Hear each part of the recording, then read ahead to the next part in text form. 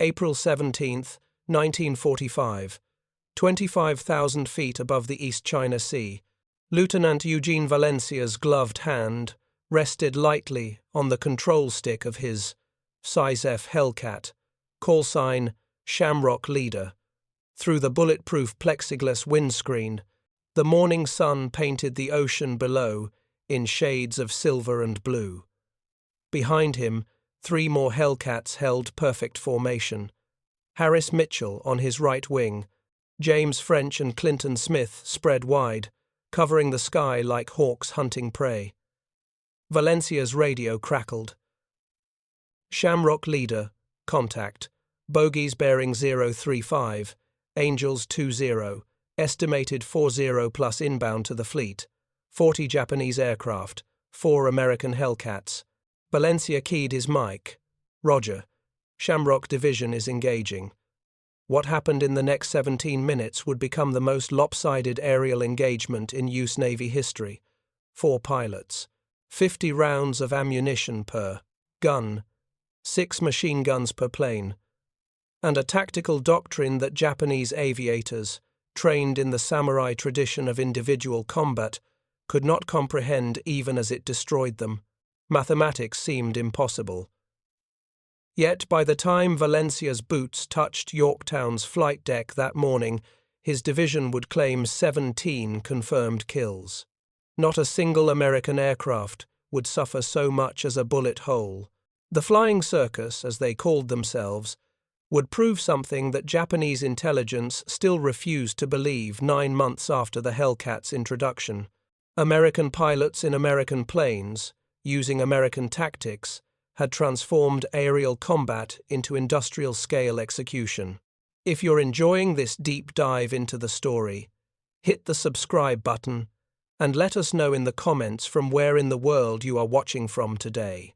But to understand how 4 pilots achieved what an entire squadron might struggle to accomplish, we must travel back 14 months. To an island called Truk. To the moment a young lieutenant witnessed something that would change everything. The genesis of a killing machine, February 17, 1944, Truk Lagoon, Caroline Islands. Then Lieutenant Junior Grade Eugene Valencia was flying his 9th combat mission. The massive Japanese naval base sprawled below, anchored ships burning under American bombs, black smoke climbing into the tropical sky. Valencia's division from VF9 aboard USS Essex was providing fighter cover when they encountered something unexpected. A formation of Japanese Ceros attacked, not as individuals, but as a coordinated unit. Valencia watched as his squadron mates scattered, each pilot reverting to the defensive maneuvers they'd been taught. Brake left, dive away, use your speed advantage, survive. It wasn't enough. The Zeros, though slower, worked together. While one drew the Americans' attention, another positioned itself for the kill. Valencia saw the pattern instantly. The Japanese were hunting in pairs. Americans were defending as individuals. In that moment of recognition, Valencia made a choice that would echo across every sky the Navy fought in for the rest of the war. He wouldn't just defend, he would hunt. But he would hunt the way wolves hunt, the way fighter pilots should have been hunting all along. Valencia shot down 3 Ceros that day, bringing his total to 7 confirmed kills, making him an ace. But the victory felt hollow. He'd seen the future of air combat and the U.S. Navy wasn't ready for it, not yet. By March 1944, VF9 returned stateside. While his squadron mates went on leave, Valencia couldn't stop thinking about Truk, about the pattern, about how many American pilots were dying because they fought alone against enemies who fought together. The Navy's tactical doctrine emphasized the thatch weave, a defensive maneuver where pairs of fighters crisscrossed to cover each other. It worked, but it was still reactive, still defensive. Valencia wanted something different. Something offensive. Something that would make his division not a defensive screen, but an airborne killing machine, building the Circus Naval Air Station Pasco, Washington, April 1944. Valencia stood in a hangar briefing room, studying the faces of 3 young pilots who'd just been assigned to his division. Ensigns James French, Clinton Smith, and Harris Mitchell, fresh from training, eager, untested. They expected the standard division leader speech. Check your 6. Valencia gave them something else entirely. Forget everything you learned about dogfighting, he told them. We're going to execute. Over the next 6 months, Valencia drilled his division in a tactical formation he called the mowing machine. 4 Hellcats would fly in a line abreast formation, separated by 100 yards. When they encountered enemy aircraft, they wouldn't scatter or engage individually. They would maintain formation and sweep through the enemy like a scythe through wheat. Each pilot had a sector. Valencia in the lead covered the center. French to his right, Mitchell to his left, Smith trailing high as top cover. No one chased targets. No one broke formation. They would make one devastating pass, shredding everything in their path with overwhelming firepower, then climb back to altitude and reset for another pass. The genius wasn't in the individual kills. It was in the mathematics of firepower concentration. 4 Hellcats flying line abreast created a wall of bullets 500 yards wide. Each Hellcat mounted 6 50 caliber Browning M2 machine guns. That's 24 machine guns firing simultaneously, 4,500 rounds per minute of combined firepower. Each bullet weighing 46 grams, traveling at 2,900 feet per second, delivering 3,500 foot-pounds of kinetic energy.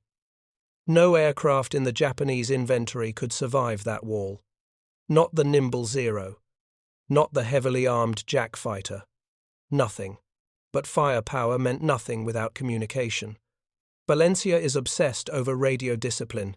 Every training flight, every practice engagement, his pilots talked constantly. Bogey, 2 o'clock low. I'm engaged. Need cover. Climbing to reset. The chatter that Japanese pilots mocked as unwarrior-like became Valencia's greatest weapon. His division fought not as 4 individuals, but as a single organism with 4 sets of eyes, 4 guns platforms, 1 tactical brain. They practiced until muscle memory replaced thought. 3 times the required training hours.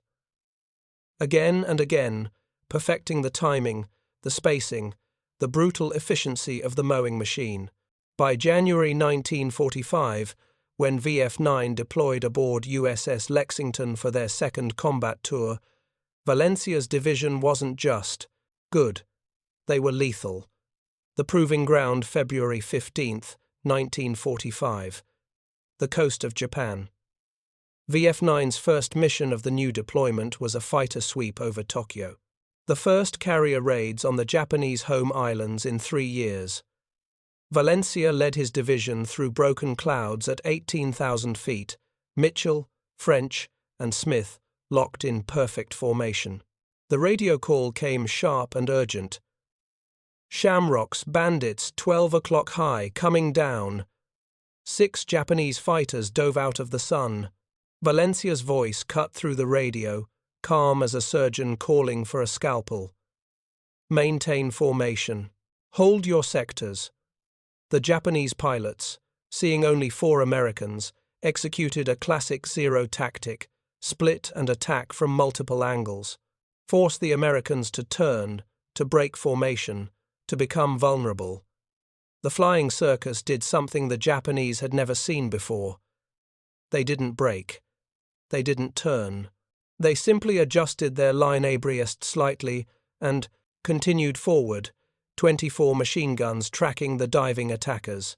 Valencia fired first, a 2-second burst, 130 rounds screaming through the sky. The lead Zero disintegrated, pieces tumbling through the clouds. French got the second, Mitchell the third. The remaining 3 Japanese fighters, confronted by a wall of tracers that seemed to fill the entire sky, broke off and fled, Total engagement time, 9 seconds. 3 kills. 0 damage to American aircraft. Valencia k'd his mic.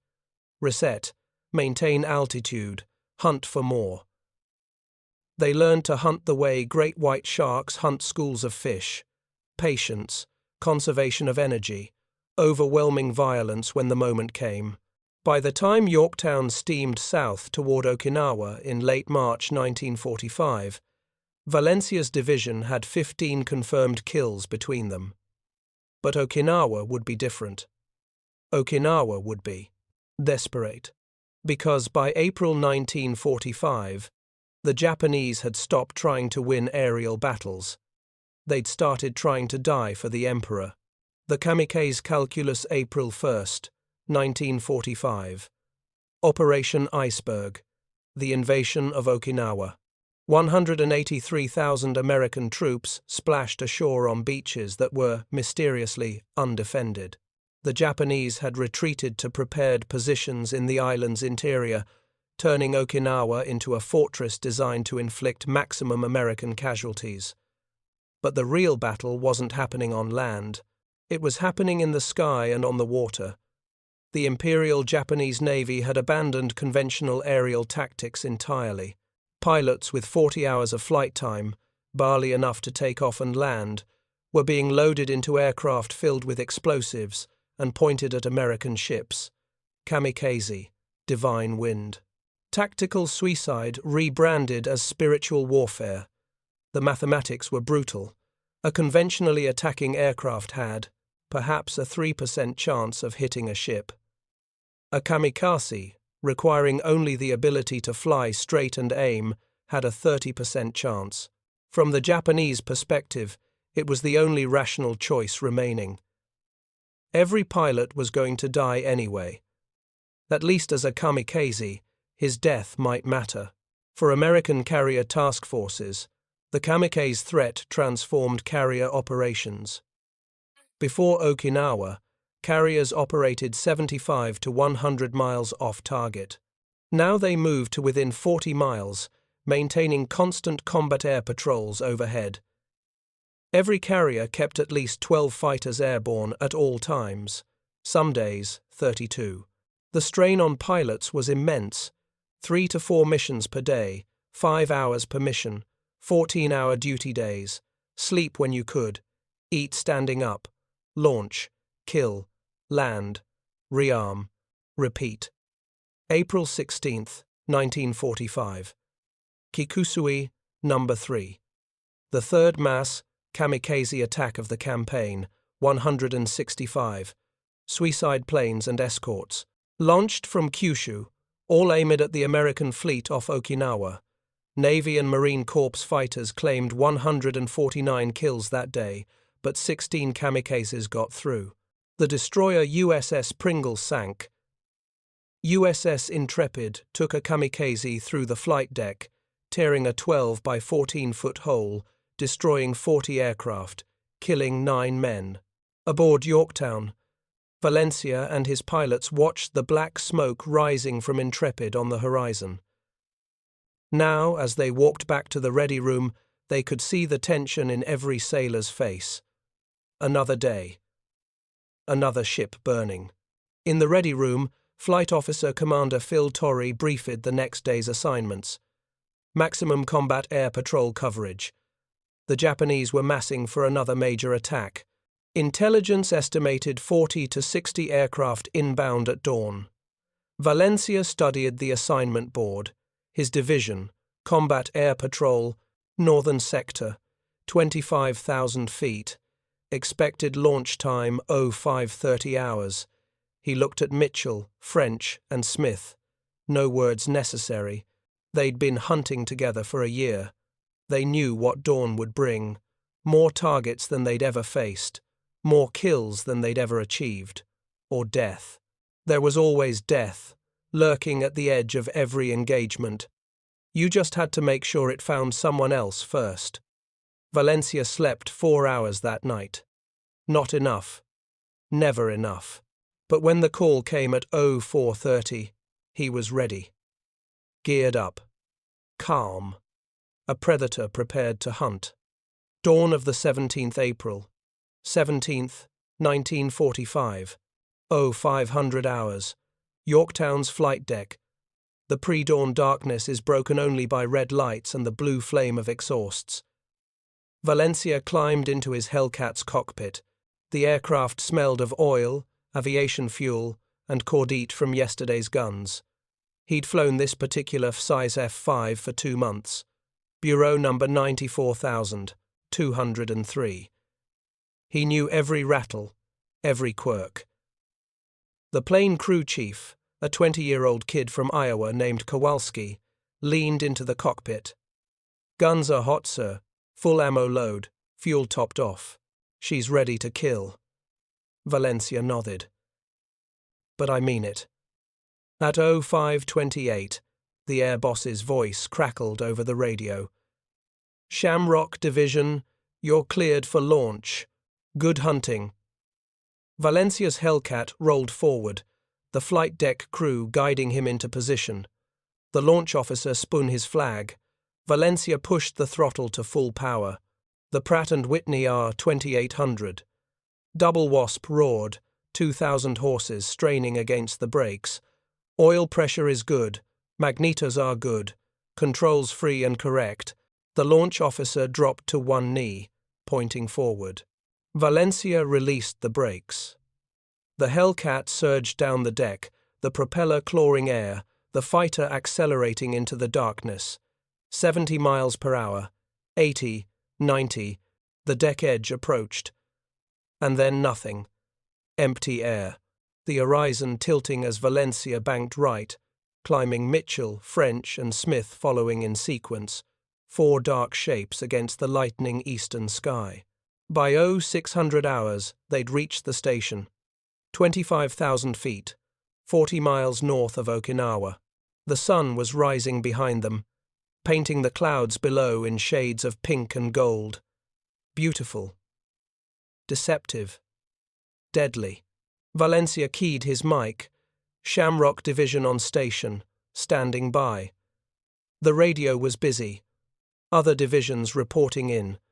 Fighter directors coordinating the aerial chessboard. Somewhere below, radar operators on picket destroyers tracked dozens of contacts approaching from the north. Japanese aircraft. How many? Exactly, no one yet knew. At 0615, Yorktown's fighter director came on the net. His voice was calm, but Valencia heard the tension underneath. "Shamrock leader, we have a large contact bearing 035, range 80 miles, Angels 20,000. Estimated 40+ aircraft inbound to the fleet. Vector 035, intercept and engage." Valencia checked his instruments. Fuel good for another 2 hours. Ammunition, 2,400 rounds of 50 caliber. His division was spread in loose defilade. Mitchell 500 yards to his right, French the same distance left, Smith riding high cover, 1,000 feet above. Shamrock Division, this is lead. Targets inbound, form on me, line abreast, maintain sectors. We do this like we've done it 100 times. Fast, clean, lethal. No one breaks formation. No one chases. We make our pass. We kill everything in our path. We climb back to altitude. Understood. 3 clicks on the radio. Acknowledgement without words. Valencia pushed the throttle forward, adjusting course to 035 degrees. The Hellcat accelerated smoothly, the big radial engine purring with barely half its power engaged. They'd need that power reserve later. For the climb back after the pass, for the speed to disengage if things went wrong. But Valencia didn't think things would go wrong. He'd done this too many times. The tactics were proven. The training was ingrained. The aircraft were magnificent. And the enemy, desperate and undertrained, was flying into a meat grinder they couldn't possibly understand. At 0628, Mitchell's voice cracked over the radio. "Lead, I have visual. 11 o'clock low, 20 miles. Big formation." Valencia looked. At first, nothing. Then, catching the sunlight, a swarm of tiny specks against the dark ocean below. Bombers in the center, fighters on the flanks, all heading south toward the American fleet, toward the ships full of sailors who were counting on 4 pilots in 4 Hellcats to stop them. The geometry was perfect. The Japanese were below them, climbing slowly toward bombing altitude. Valencia's division had altitude, speed, and the sun at their backs. Every advantage. Exactly as trained. Shamrock Division, targets acquired. Beginning attack run. Maintain line abreast, watch your sectors. Let's go to work. Valencia rolled his Hellcat, inverted and pulled, diving toward the formation 5,000 feet below. The airspeed indicator climbed, 200 miles per hour, 250, 300. The formation grew larger in his windscreen. He could make out individual aircraft now, Betty bombers in the center, Zeros on the flanks. Perhaps are those St. Jacks, the newer fighters with the big radial engines. 4,000 feet. Valencia leveled out slightly, adjusting his angle of attack. Mitchell and French were perfect on his wings, holding formation as the sky filled with tracer fire from the Japanese formation. Return fire, desperate, undisciplined. The rounds went wide, 3,000 feet.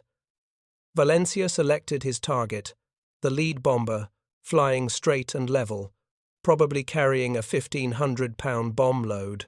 Definitely piloted by a kid with less than 100 hours flight time who'd been told today was the day he'd die for the Emperor. The red illuminated sight reticle steadied on the bomber's engine cowling. 6 machine guns, each capable of firing 750 rounds per minute, 4,500 rounds per minute combined, 1,000 feet. Valencia squeezed the trigger. The Hellcat shuddered as all 650s opened fire simultaneously. Valencia watched his tracers arc through the air, a river of light converging on the bomber's nose. The Betty's cockpit exploded. Glass, metal and flesh disintegrating under the impact of 50 caliber rounds traveling at 2,900 feet per second. The bomber's right engine caught fire immediately, black smoke pouring from ruptured fuel lines. The aircraft rolled lazily to the left and began its final dive toward the ocean, 7,000 feet below. Valencia didn't watch. He was already tracking his next target, a Zero that had broken formation, attempting to climb toward him. Bad decision. The Zero's climb rate at this altitude was perhaps 1,800 feet per minute. The Hellcat's was 2,500. Valencia simply pulled back on the stick, climbing above the Zero, then rolled inverted and came down on its tail. Another 2-second burst. The Zero's wing root disintegrated. The fighter snapped into a spin, tumbling the pilot either dead or unconscious at the controls. To Valencia's right, Mitchell was firing. A Jack fighter tried to turn with him, the classic Japanese tactic. Mitchell ignored the turn, maintained his course, and fired into the empty space where simple mathematics said the Jack would be in 2 seconds. He was right. The Jack flew directly into Mitchell's stream of bullets and came apart, pieces spinning through the morning air. To the left, French had engaged a Betty bomber attempting to escape by diving. The Hellcat, heavier and more powerful, simply followed it down, maintaining perfect firing position. The second set the wing fuel tanks ablaze. The third, almost merciful, silenced the rear gunner who'd been firing desperately at his attacker. The entire engagement from first shot to last had taken 14 seconds. The flying circus had swept through the Japanese formation like the mowing machine they'd trained to be. 4 aircraft destroyed. Not a single American aircraft touched. Valencia keyed his mic. Shamrock Division, climbing to reset. Reform line abreast, Angels 25. The 4 Hellcats pulled up sharply, engines roaring at full power, climbing back to altitude. Below them, the Japanese formation had broken apart. Bombers scattered in all directions, fighters attempting to regroup. Confusion replacing the disciplined formation they'd maintained minutes earlier. Valencia leveled off at 25,000 feet. His fuel gauge showed he'd burned through a quarter of his tanks in the climb. His ammunition counter read 1,900 rounds remaining. He'd fired 500 rounds, about 20% of his load. Plenty left. He scanned the sky. The Japanese formation was reforming below, perhaps 3 miles south now, still heading toward the fleet. Still dangerous. Valencia counted aircraft. 46 visible. He'd expected more. Then he realized the other combat air patrol divisions were already engaging.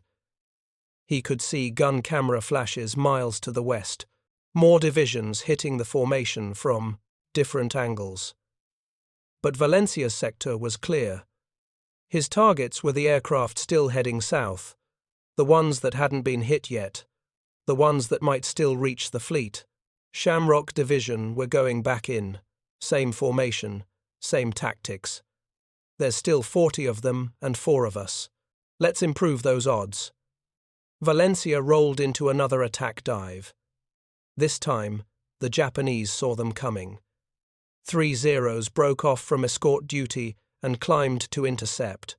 Valencia noted their position dispassionately.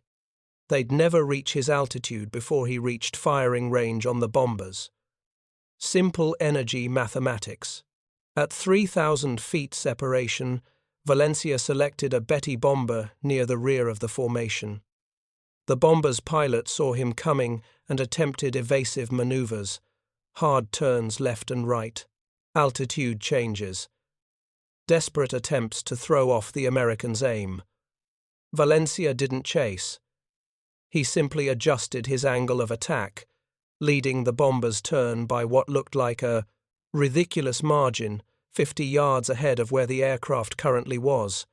Then he fired. The bomber turned directly into his fire stream. The fuselage erupted in a line of explosions as 50 caliber rounds walked from tail to cockpit. Betty's bomb load detonated. The aircraft simply vaporized.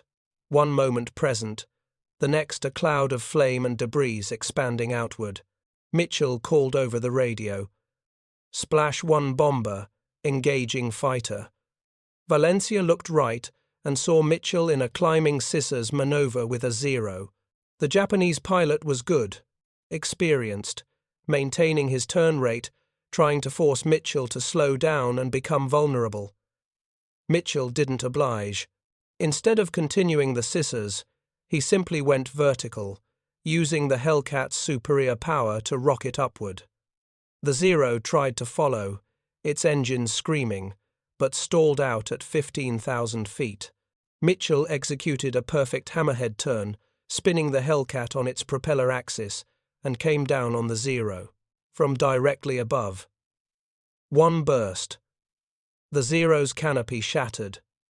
The fighter rolled over and dove straight down, trailing smoke. French was engaged with 2 Jacks simultaneously. The Japanese pilots, working together, were trying to sandwich him. One diving from above, one climbing from below. It was a good tactic. It should have worked. But the French weren't alone. Smith, riding high cover as always, saw the trap developing. He dove on the upper jack before it could fire. 3-second burst. The jack's engine seized, oil pressure gone, and the aircraft turned into a 10,000-pound glider falling toward the ocean. The second jack, suddenly alone, broke off the attack and attempted to escape. French and Smith pursued, not chasing wildly, but maintaining formation, herding the Japanese fighter away from the bomber formation. Finally, with nowhere to go, the Jack pilot attempted a desperate head-on pass. It was suicide. 2 Hellcats firing converging streams of 50 caliber fire. Jack flew into a wall of lead and simply disintegrated. Valencia pulled up from his 3rd kill, a bomber that had tried to hide in a cloud bank. He'd followed it in, emerged on the other side directly behind it, and killed it with a 5-second sustained burst that expended 300 rounds and turned the bomber into a funeral pyre. He checked his instruments. Ammunition down to 1,500 rounds. Fuel at 50%. Time on station, 42 minutes. The radio crackled. Yorktown's fighter director. Shamrock lead radar shows multiple contacts merging with the main group. Estimate additional 20 aircraft joining from the west. Be advised, Fleet Defense is tracking multiple leakers breaking through the cap screen. All divisions prosecute targets aggressively.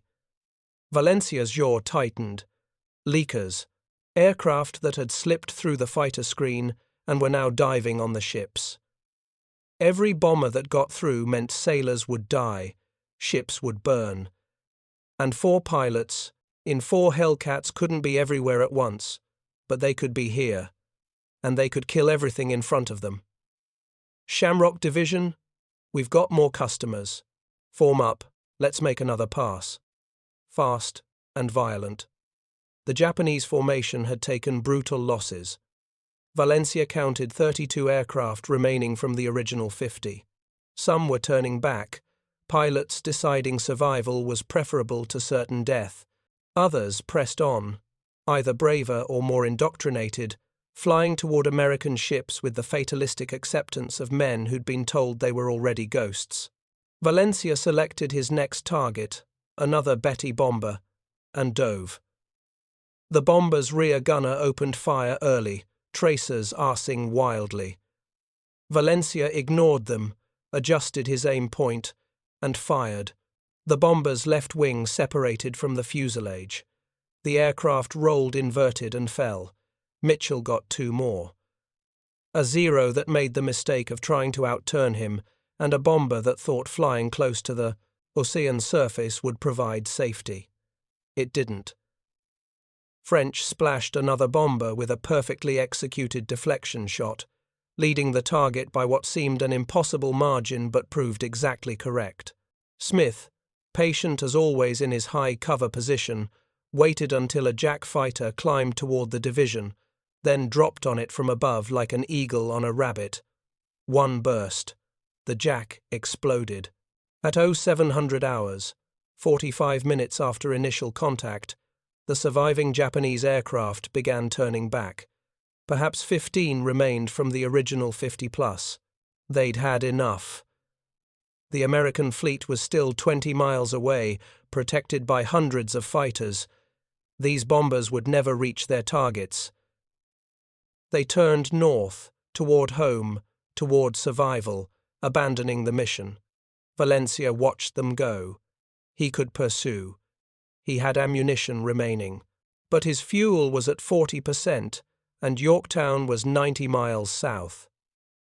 The mathematics of aviation were absolute. Chase them, and he might not make it home. Let them go, and he would definitely make it home. Shamrock Division. Reform. On me. We're returning to base. The 4 Hellcats formed up, climbing to 15,000 feet for the cruise back to Yorktown. The radio chatter told the story of the morning's battle. Multiple divisions reporting engagements, claims of dozens of kills, reports of bombers shot down just miles from the fleet. And beneath it all, the grim acknowledgement that some had gotten through. A destroyer hit, a cruiser was damaged, but the fleet survived, because fighters like Valencia's division had turned back the majority of attackers before they could strike. The kamikaze strategy depended on overwhelming American defenses with sheer numbers. When those numbers were cut down before reaching their targets, the strategy failed. If you find this story engaging, please take a moment to subscribe and enable notifications. It helps us continue producing in-depth content like this. Valencia's division landed aboard Yorktown at 0732. As Valencia climbed out of his cockpit, Kowalski was waiting. "How'd she do, sir?" Valencia patted the Hellcat's fuselage. "She's a sweetheart, Ski. Didn't miss a beat. How many, sir? Valencia paused, calculating. He'd personally shot down 5 aircraft. His division collectively had claimed 17. Enough. Gun camera footage would confirm the kills later, but initial reports supported all 17 claims. 5 for Valencia, bringing his total to 20, 4 for Mitchell, 4 for French, 4 for Smith. In a single mission, the flying circus had destroyed more enemy aircraft than some squadrons achieved in a month. Gene, that was one hell of a morning's work. Radar tracked the entire engagement. You hit them 3 separate times, never broke formation, and tore them apart. It was textbook. Valencia smiled tiredly. It was training, sir. We've practiced that exact scenario 100 times. Today, it just happened to be real. Well, the fleet owes you. Those bombers were heading straight for the transports. You stopped them cold. Valencia nodded. My division stopped them. Mitchell, French, Smith, they flew perfectly. I just pointed them in the right direction. It was true. The flying circus worked because every pilot understood his role, trusted his wingman, and executed the tactics without hesitation. Valencia was the leader, but the system was the weapon. Over the next 2 weeks, Valencia's division would fly 38 more combat air patrol missions over Okinawa. They would claim 6 more confirmed kills, bringing their Okinawa campaign total to 23. Not a single aircraft in the division would take battle damage. Not one. By May 1, 1945, when Yorktown rotated back to Ulithi for resupply, Valencia had 23 confirmed kills, making him one of the Navy's leading aces. His division had collectively destroyed 34 aircraft. Their tactics had been adopted by other divisions, other squadrons, spreading across the carrier task force like a virus of lethality. The mathematics of supremacy, the Battle of Okinawa, lasted 82 days, from April 1st to June 22nd, 1945. The Japanese launched 10-mast kamikaze attacks, called Kikusu, divine wind operations. They committed 1,900 aircraft to these suicide missions. American fighters shot down approximately 1,500 before they reached the fleet. 400 kamikaze aircraft hit their targets. 36 ships sunk. 368 damaged. 4,900 Navy personnel killed. 4,800 wounded. It was the bloodiest naval campaign in American history, but it could have been catastrophically worse.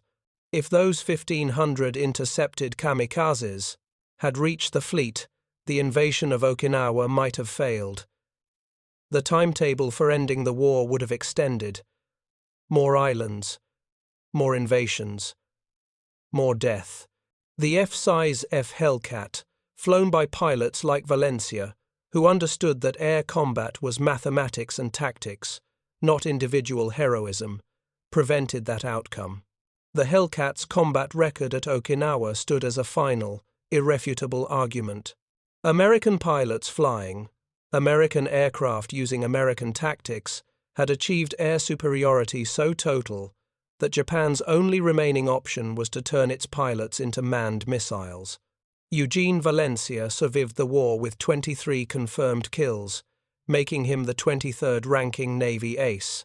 He would continue flying for the Navy, eventually commanding squadrons, mentoring new pilots, passing on the lessons learned in the skies over Okinawa.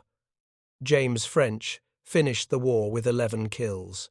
Harris Mitchell with 9, Clinton Smith with 8. The flying circus, collectively, destroyed 41 enemy aircraft without losing a single pilot. The technology they flew.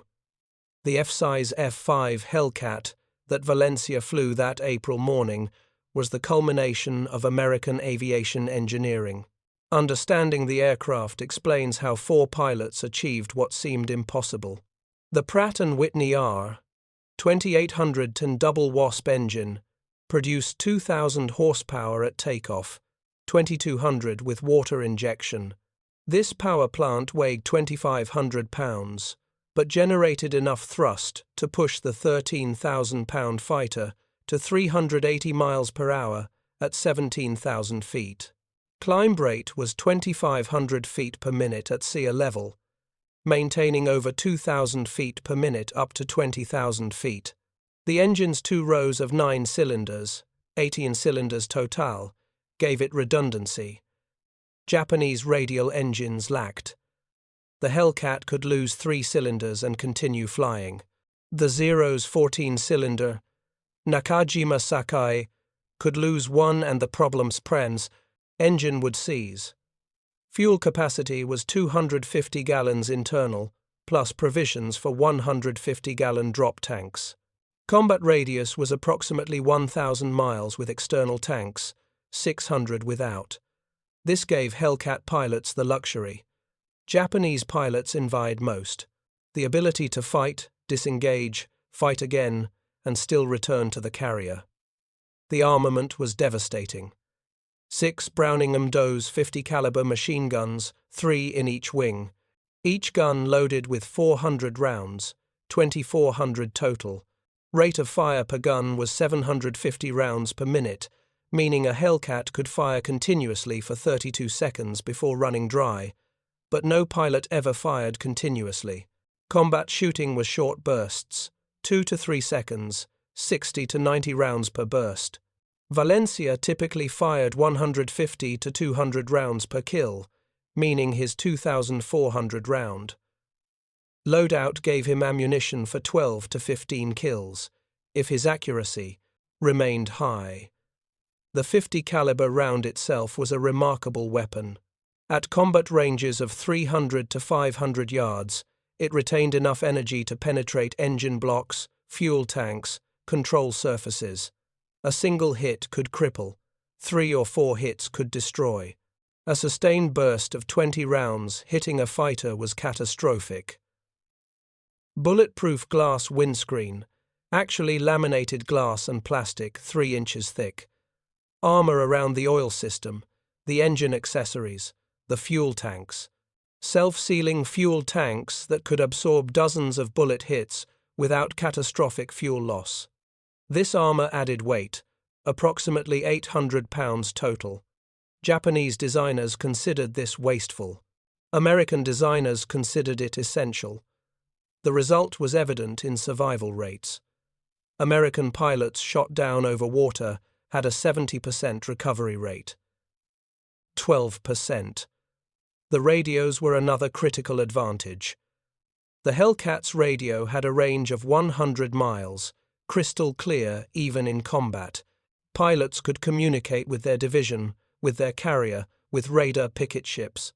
Japanese radios, when they worked, had a range of perhaps 20 miles and were notoriously unreliable.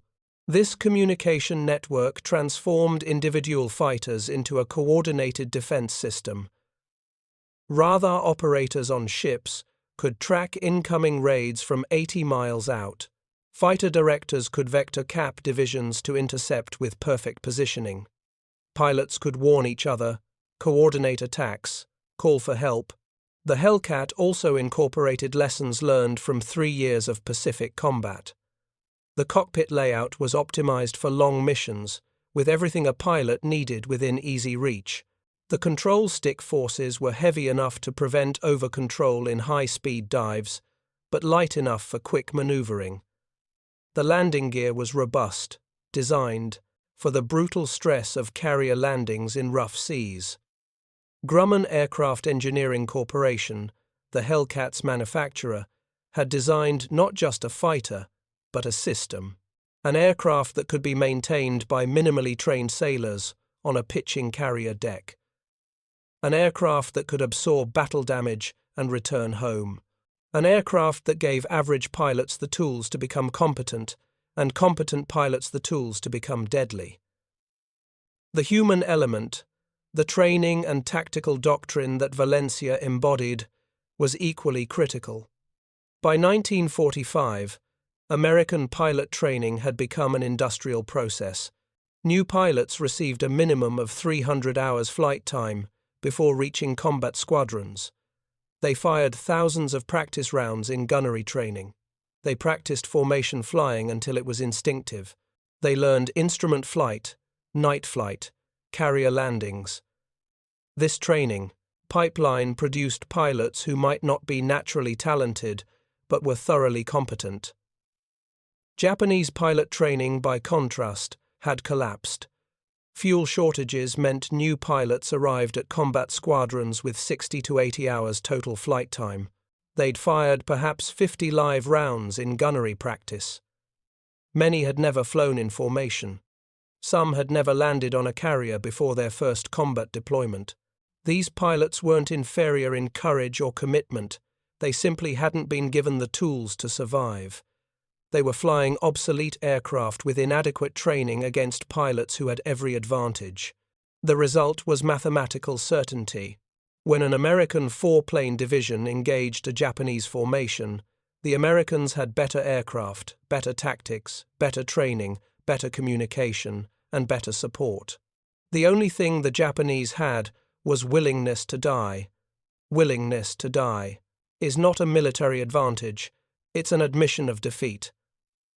Valencia understood this with crystal clarity. His tactical doctrine, the mowing machine, the refusal to dogfight, the emphasis on teamwork over individual heroics, all emerged from this understanding. The Japanese wanted individual combat, samurai duels in the sky where spirit could overcome material disadvantage. Valencia gave them something else: industrial-scale execution. An American approach to warfare that treated aerial combat not as an art but as a process. Identify targets. Maintain formation. Apply overwhelming firepower. Reset. Repeat. It was brutal. It was efficient. And it worked. The final accounting. The F6F Hellcat's combat record in World War II stands as one of the most lopsided victories in military aviation history. The numbers tell a story of absolute dominance. Total F6s. Hellcats produced 12,275 aircraft. Total combat deployments. Approximately 6,000 aircraft saw combat service. Total air-to-air victories. 5,223 confirmed kills. Total losses to enemy aircraft in air combat. 270. Kill ratio.